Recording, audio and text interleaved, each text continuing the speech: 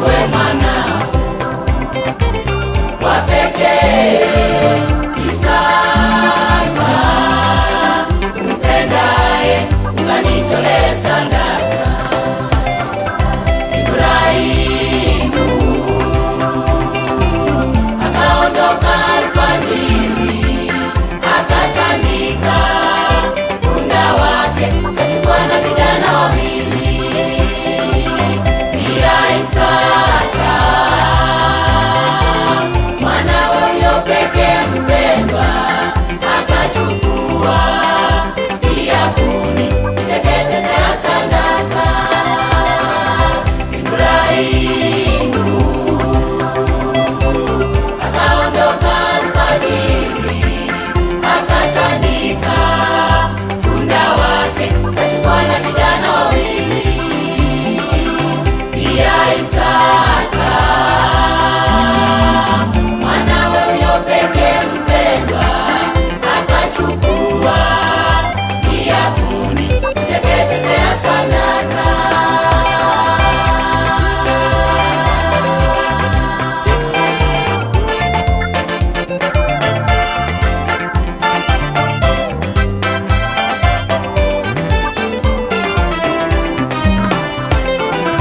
Akaenda mpaka mahali alipoambiwa na Mungu.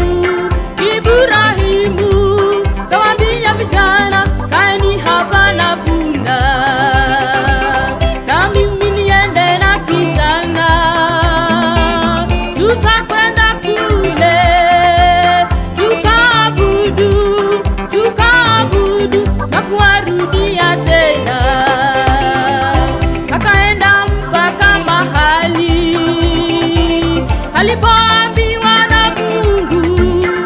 Ibrahimu kawaambia vijana, kaeni hapa na punda, na mimi niende na kijana, tutakwenda kule tukaabudu